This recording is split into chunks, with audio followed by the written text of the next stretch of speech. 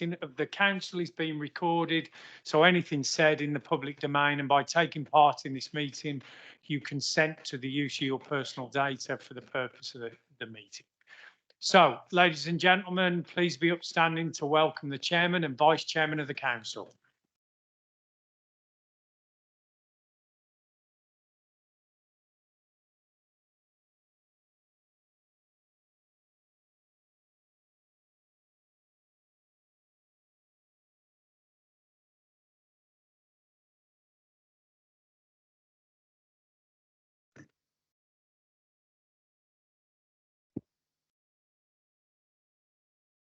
Yep, we go.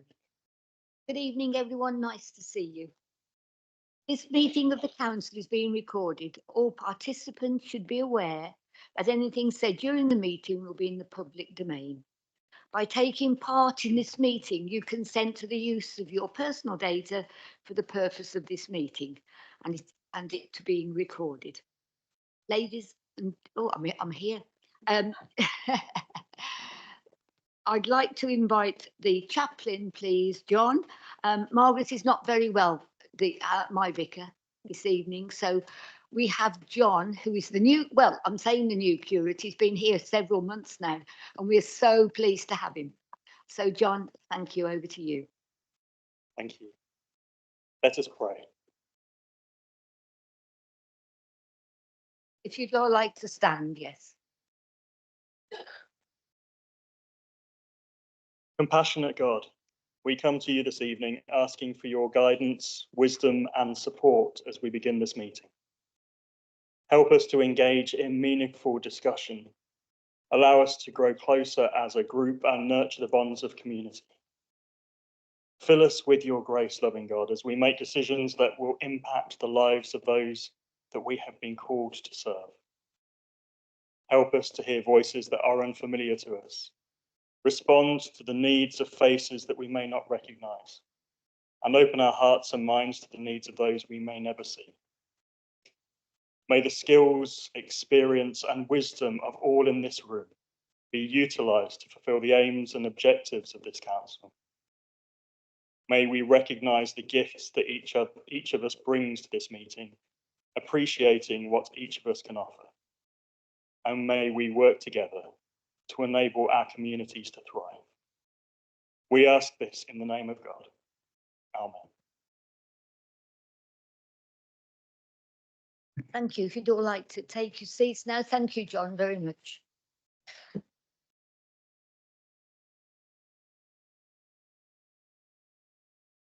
Item 1. Do we have any priority business, Mr. Hayward? Madam Chairman, I can confirm there's no priority business this evening. Item 2. The minutes of the meeting of the council held on the 12th of December 2023 are before you tonight as page 1 of your pack.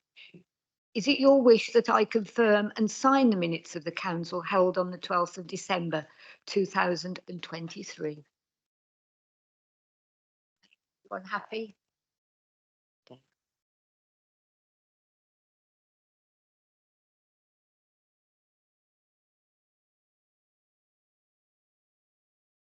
Item 3. Are there any apologies, Mr. Hayward? Yes, Madam Chairman, we have apologies from Councillor Steele, Kelly, Mrs. Kath Williams, Mrs. Dufty, Mrs. Holmes, and Mrs. Zalopsky. Thank you. Item 4, declarations of interest. Can I pass to the monitoring officer, Mrs. Fowkes, at this point? Thank you, Chairman. Good evening, members. This is just to confirm in respect of the budget setting. Although you're all council taxpayers, you're not required to make individual declarations of interest in respect of that item. Thank you. Do we have any declarations of interest this evening?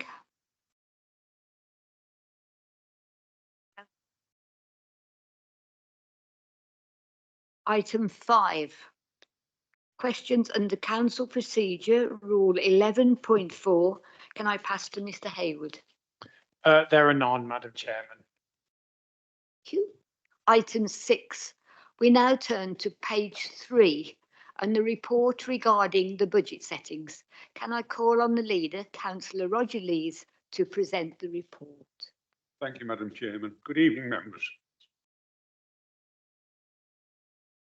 This report sets out the budget for 24-25 and the medium-term financial strategy for the period 24-25 to 28-29.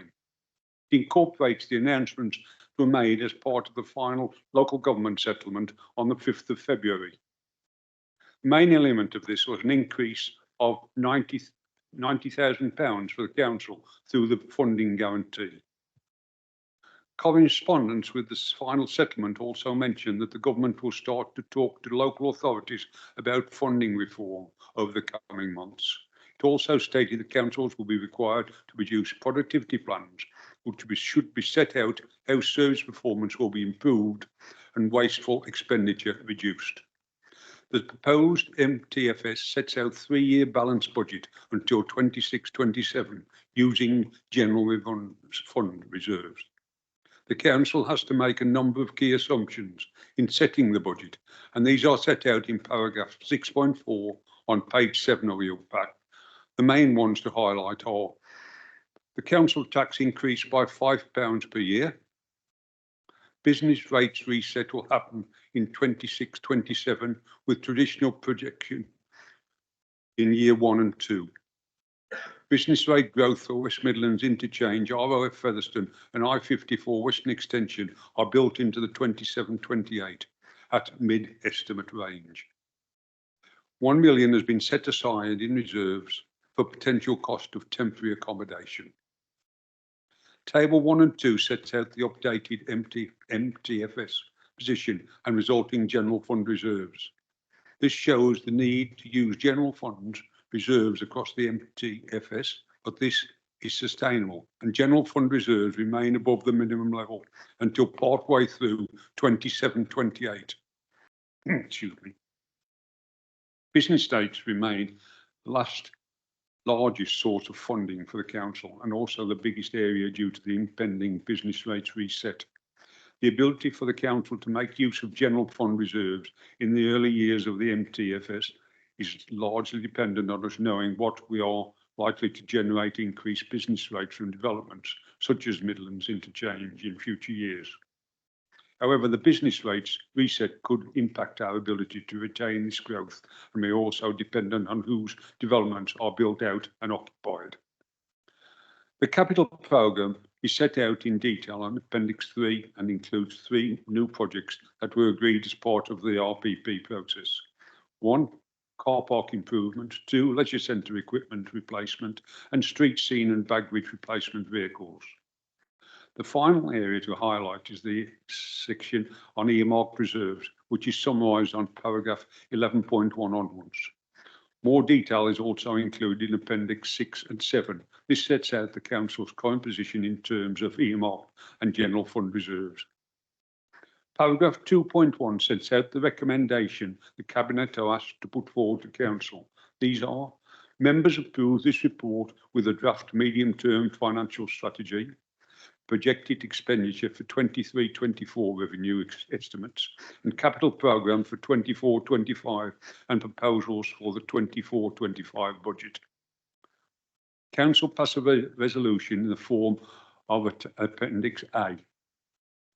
Council notes the report of the Chief Finance Officer on the robustness of the estimates and the adequacy of the Council's reserves attached to Appendix 6. That the Leader of the Council be authorised to make necessary changes, amendments, that to include any late information to carry out or any errors or omissions. This completes my summary of the report. The Director of Finance is here now to take any questions. Over to you, Madam Chairman. Do we have a seconder? Yes, Chairman, I'd like to second that motion. Thank you. Are there any questions? Councillor Brindle, please, if you'd like to speak. Thank you, Madam Madam. Chairman. Just the £1 million for the Almagus, how was that calculated? How did we come to a format that we calculated that to £1 million?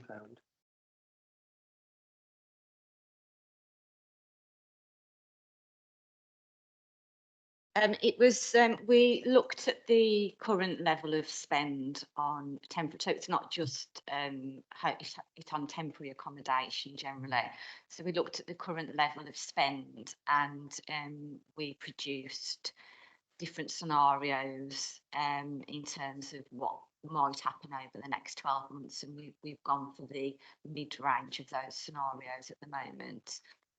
It is looking less likely that we will have to use that full £1 million, but as it's only been set aside in reserves, that means we can look at the budget again as the year goes on and see whether we can redesignate that reserve at any point in time. Thank you. Councillor Allen, would you like to speak? Thank you. Page 8, contract inflation, item 2. I noticed that the recurring budget is only going to be increased minimally to 2% after 24-25. And in view of the increasing cost of building materials and similar items, I'm wondering if that's going to be enough and how you've calculated that, please.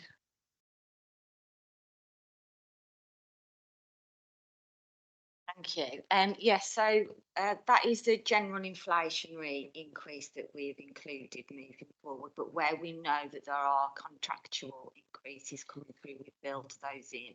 So in terms of a lot of the construction contracts, we already know that those increases will be coming in. We've got estimates of those, so those have been built in addition to the general inflationary increase that we've built in. Councillor Allen. Can I just ask about contingency? Because every major budget like this requires a contingency of some size. It says here that additional resources can be drawn on. Is that from the general reserve? Was that from other earmarked budgets?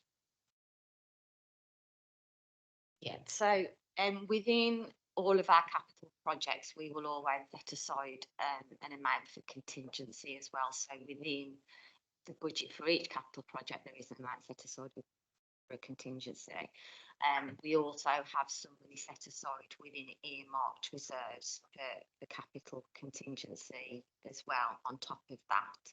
So it wouldn't, if there wasn't overspent against any of those projects, the first call would be the contingency within that budget, and then the second call would be on the earmarked reserve. So it would be last resort for us to draw on general fund reserve. So that would be highly unlikely. Thank you. Are there any more questions? Right, Councillor Allen, you have another question? Yes, today they've announced that the further refugees from Ukraine are no longer able to come in, and I'm wondering if that's going to cause some kind of homeless problem, in the sense that some people were expecting their relatives to join them, therefore increasing their own incomes. And I wonder, I don't know how many Ukrainian families we have in our district at the moment, and I'm very well aware that some of them have been made homeless because the residents who accommodated them can no longer afford to keep them. So I'm just wondering if that's going to increase our hardship budget. I don't think that's something that I can answer at the moment. It's certainly something we can look into. I can speak to my counterparts to understand the implications of that and come back to you on that one. Jackie, would you like to speak on this? Thank you. Just in terms of the Ukraine guests that we've got at the moment, we have got about 16 families currently that are residing in sponsored properties, and the government have extended for another year the sponsorship funding. We have our team are really strong in terms of the connection with all of those who are in those sponsored properties at the moment. And certainly we've got no immediate indications of anybody likely to be homeless. We have had families that have approached us, and quite rightly, we've supported them. But at the moment, we're not anticipating that number to drastically change. And it is over that period of time, as their circumstances change quite often, that they would then approach us. In terms of the announcement today, my understanding is it's the terms that is being changed as opposed to preventing people from approaching. Thank you. Thank you for that, Jackie. Are there any more questions? Councillor Harrison? Thank you, Chair. I know I asked a similar question at the Oversight and Scrutiny, so you won't be disappointed to know that I'm still interested in the business rate issue, because I think it's so fundamental to the financial security of the council going forward. And I asked then, and I don't know whether this has changed, I suspect not, but do we have any more intelligence whatsoever about the likely direction that a potential future government might take on this? Mayor, do you want to answer? Yeah, unfortunately not, no. Other than in the final settlement where the government mentioned that I would start to talk to local authorities about funding reform over the coming months, and there hasn't been any further information on it at all. Sorry. Thank you. Are there any other questions? Councillor? Sorry, I only know all my councillors by their first names, and when I have to say the surnames, I have to look at my sheet.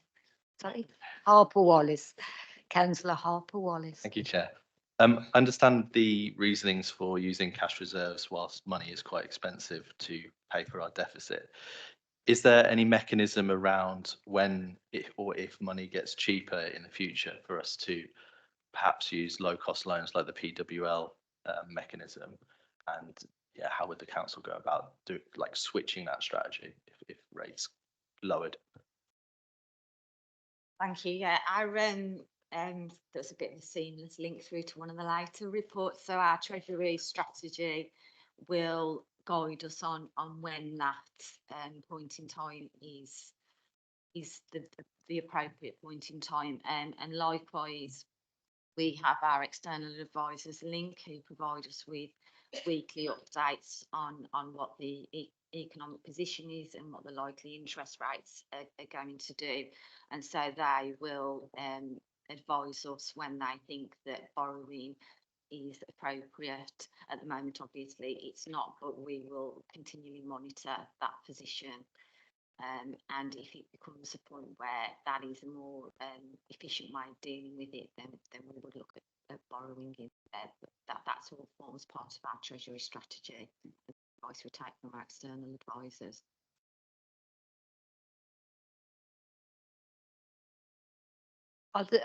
Councillor Allen, would you like your third question? I'm sorry, there are several things I want to know about. I'm looking now at page 8 and the collection fund, which is estimated to be in deficit at the end of 23-24 of £299,000. What is that as a percentage of the collection fund, please? And secondly, under the funding guarantee, there are assumptions made. And I'm interested to see the word assumed here, that the funding guarantee will continue for the following 2 years. If that doesn't actually happen, how does that affect our budget? I'm just trying to remember the first question. Yes, so the collection fund is the account which covers out or accounts for our council tax and business rates. So in terms of a percentage, I don't know a percentage off the top of my head, but 299,000 is a very small proportion because our business rates are roughly about 6 to 7 million, and our council tax are roughly the same.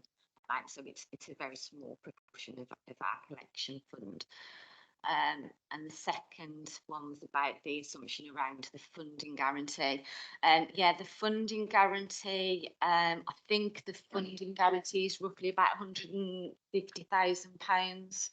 I'll have to check on the appendix, but it's not a massive amount in terms of the funding that we currently get through from the government. So it would have to form part of our budget setting process for next financial year and for future financial years, and we'd have to look at alternatives as to how to balance the budget or draw off general fund reserves instead. But it's not a significant proportion in terms of that assumption.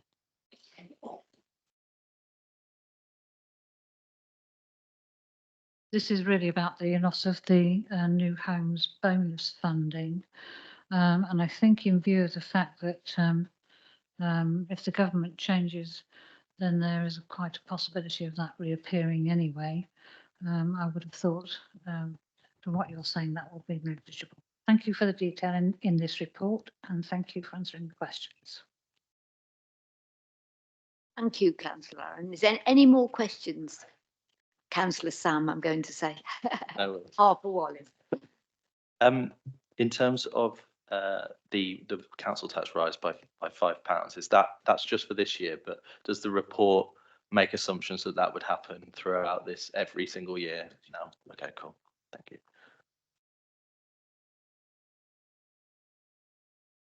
Yes, she's nodding yes. So for anyone who couldn't see her, she's nodding her head.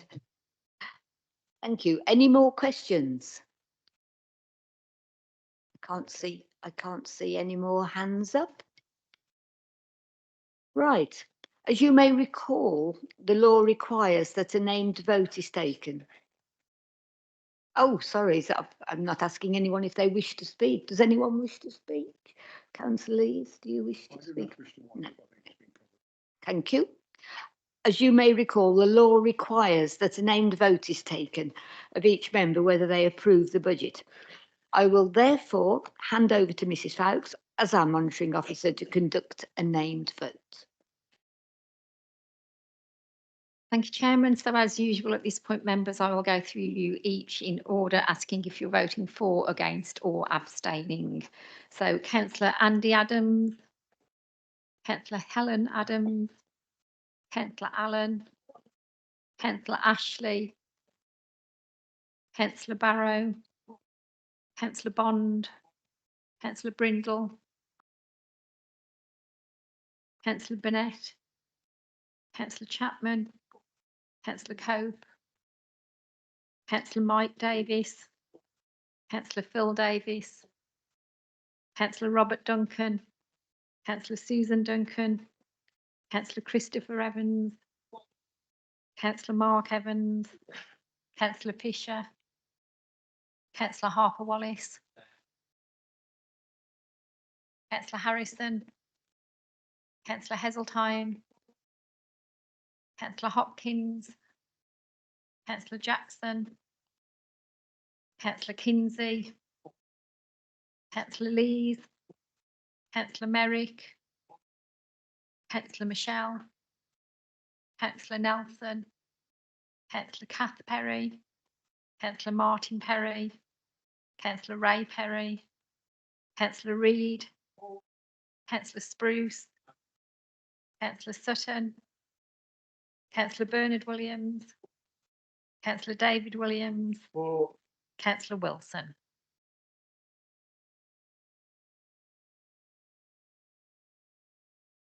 The motion is carried. Item 7, we now turn to page 41 and the report regarding the capital strategy. Again, can I call on the leader, Councillor Roger Lees, to present the report?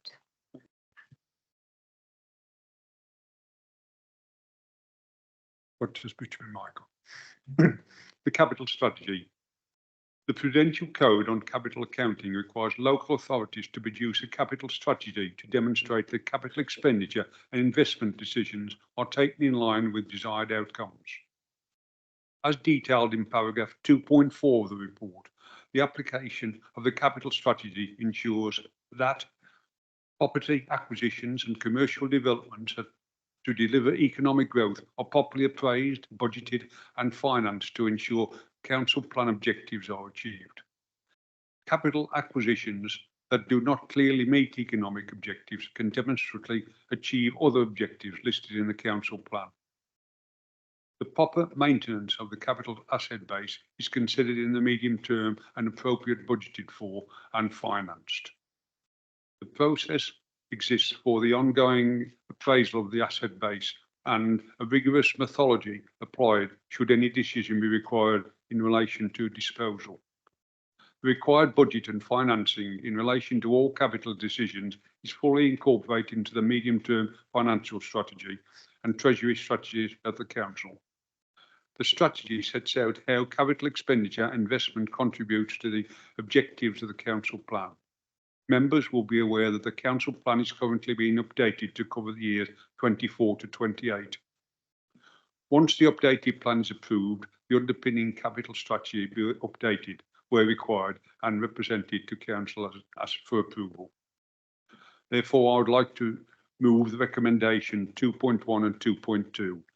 It is recommended that members approve the attached capital strategy 24-25 to 28-29. It shall be noted that the document shall be further revised, if necessary, further to the approval and publication of the council plan 24-28.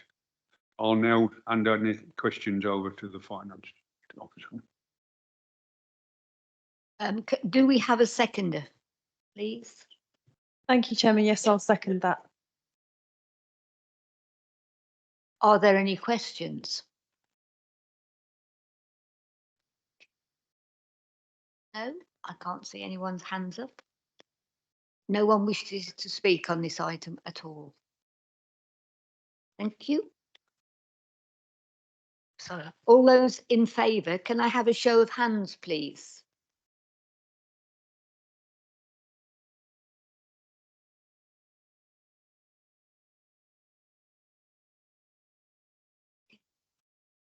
Yeah. Are there any against? No? Any abstentions? Just one. Thank you all very much. The motion is carried.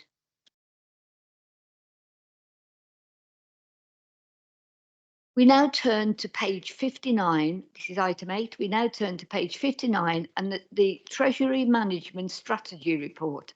Good job I got my teeth in today to that. Can I call on the Director of Finance, Mrs. Mayer, to present the report, please? Thank you, Madam Chairman. Yes, it's a statutory requirement that every local authority has to approve its treasury strategy each financial year, and this establishes investment and borrowing policies for the council for the current and future financial years. It also sets out the council's prudential indicators and expected treasury operations. This report was scrutinised by the Audit and Risk Committee at their meeting on the 6th of February, and the committee is recommending to full council that the proposals within the report be adopted. There are clear links between this strategy and the capital strategy and NTFS that have been presented tonight. And the main areas that I want to bring to your attention are, firstly, the minimum revenue provision, which is the mechanism by which the council ensures that the capital programme is affordable for the useful life of its assets. And this is set out in paragraph 2.5 of the report on page 69 of your packs. As an example, it is through ensuring a contribution is made from our revenue budgets every year that we know the money is set aside to repay the borrowing taken out to refund the redevelopment of the community hub when due. Secondly, the strategy also sets out prudent constraints on the borrowing that officers can undertake, and similarly for investments to ensure the council's cash balances are protected as far as is reasonably possible. The three key objectives of security, liquidity and yield guide all of our treasury decisions. In terms of monitoring the Treasury strategy, the Audit and Risk Committee received quarterly updates on performance against the strategy and assurance that approved constraints are at all times being observed. As you're all aware, Treasury performance has been a significant positive for the council over the last couple of years. The interest rates on our investments have been higher than those obtained when we borrowed to finance the refurbishment of the hub, and this has made a material benefit to the council's overall finances within the MTFS. The recommendations are set out in paragraph 7.1, numbers 1 to 5, and these have been put forward by the members of Audit and Risk Committee following their scrutiny of the report. That concludes my summary, and I'll hand back to you, Madam Chairman. Thank you. Do we have a proposer? Yes, Madam Chairman, I would like to propose. Thank you. Do we have a seconder? Thank you, Madam Chairman. I'd like to second that recommendation. Thank you. Are there any questions? Does anyone wish to speak? Councillor Allen. Just a piece of clarity, please, about the operational boundary limit for external debt at 42 millions and the authorised limit at 45. Where's the difference between those two figures? Thank you. Yeah, the operational limit, the authorised limit includes other long-term liabilities, such as finance leases, whereas the authorised limit doesn't include those long-term liabilities. So there's a slight difference between the two. Thank you. You're happy with that, Councillor Allen? Yeah. Strangely, yes. Thank you. Councillor Lees, do you wish to? Sorry, I didn't see you, Sam. Councillor Harper Wallace. In 25-26, the debt goes up by 2.5 million. Is how we is that borrowing against like a PWLB loan? Is that the mechanism we use? Yeah, at the moment, obviously, the decision hasn't been made as to where the borrowing would be from, but the increase of 2 million is based on the capital programme, and what we know is built into that capital programme and the likely spend in 25-26. And once it gets closer to that time, we would make a decision as to where the borrowing is taken from. But PWLB is usually the first point of call because it's at the reasonable rates. Councillor Harper Wallace, do you wish to? Am I right in understanding that these loans are tied to, or the interest rate on these loans are tied to the length of them, and that as you go longer, that they become more affordable? Or is it just a fixed rate on those? Like, so we've got £15 million one at the moment. What's that rate? And will we get the same rate for this 2.5 million? The answer to your last question is we definitely won't get the same rate as we've got for the 15 million because we took that out just before interest rates started to rise. I think that was at a really low level. I don't know if it wasn't here at the time, but I can find out. But yeah, I mean, there's lots of different factors that are taken into account when you take out borrowing, and one of those is the length of time that you take out the borrowing for, when you want to, when the loan redemption period is. So this is where we talk to our external advisors, and they advise us on the best places to go and the best way to go in terms of borrowing. And John's just sent me a Teams message to say 1.6% was what we borrowed at. So no, we definitely won't get that right, unfortunately. It's so useful to have these people in the background, you know. They're not seen very much, but by golly, they do respond quickly. Does anyone else wish to speak on this item? No? That's good, thank you. Do you wish to wind up, Councillor Lees? Show of hands, please. All those in favour, can I have a show of hands? Thank you. Are there any against? Any abstentions? Thank you. The motion is carried. Thank you. Item 9. We now turn to page 99 and a report from the monitoring officer regarding an approval of absence. Can I call on the monitoring officer, Mrs. Fowkes, to present the report? Thank you, Madam Chairman. Good evening, again, members. Just briefly, as you'll be aware, under Section 85 of the Local Government Act 1972, there's a provision that if a member fails to attend a formal meeting of the council within a 6-month period, they cease to be a member at the end of that 6-month period, unless within that period, council approves their reason for absence. So Councillor Mrs. Kath Williams unfortunately has been unable to attend a formal meeting due to mobility issues caused by a long-term health condition. If council do not approve the reason for her absence, then she would cease to be a member on or around the 25th of March of this year.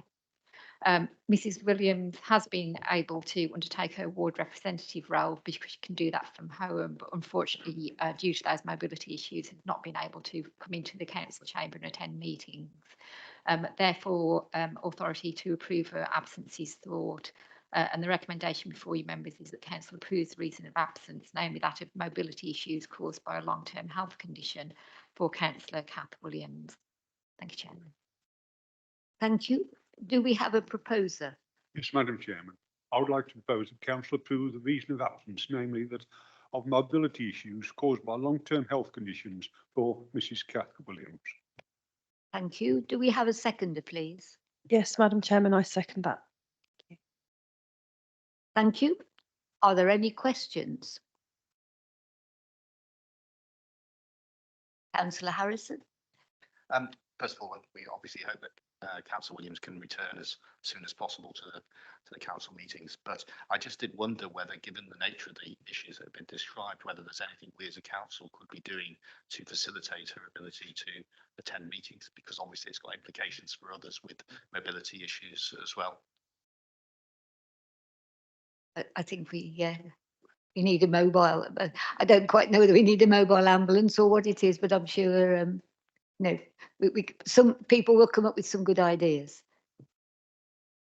Yes, unfortunately, as you may be aware, the Section 85 and the local government legislation requires physical attendance at a meeting. So unlike in the COVID days where there was an exemption to those regulations, we now have to have somebody actually physically present in order to count their attendance. So whilst, yes, absolutely, they can undertake other parts of their role as an elected member, in order to not fall foul of Section 85, they have to physically attend a meeting. Thank you, Ms. Fowkes. Yes, I was aware of that. It was merely whether there was anything else we could do to facilitate her physical attendance. And yes, you're quite right. I was well aware of the changes to attendance regulations during COVID, but this is really about whether there's anything else we could be or should be doing to facilitate her attendance. Thank you. Are there any other questions? Councillor Brindle, would you like to make Thank you, Madam a Chair. question? You partly answered the question, but surely if we've got a councillor that is unable to attend, surely we can facilitate teams or summits. We can change the rules. Is it legal statute that, I mean, surely there's got to be some method.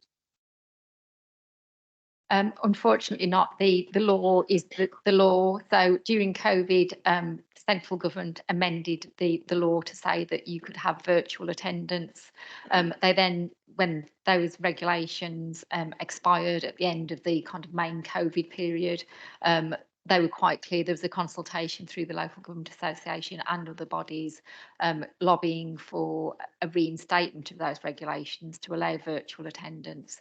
Unfortunately, the law remains that physical attendance is required. Thank you. Are there any other questions? No one else wishes to speak. Thank you. Councillor Lees, do you wish to wind up? No. All those in favour, can I have a show of hands, please? Thank Thank you. Is that unanimous? Yes, I think so. Yeah. Thank you. The motion is carried.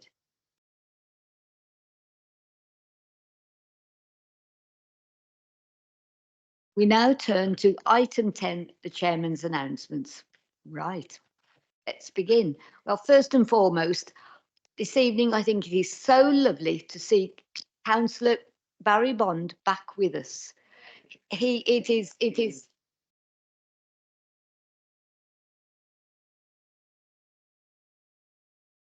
Thank you. We've missed you, Barry. Not that you're a troublemaker or anything, but we've missed you.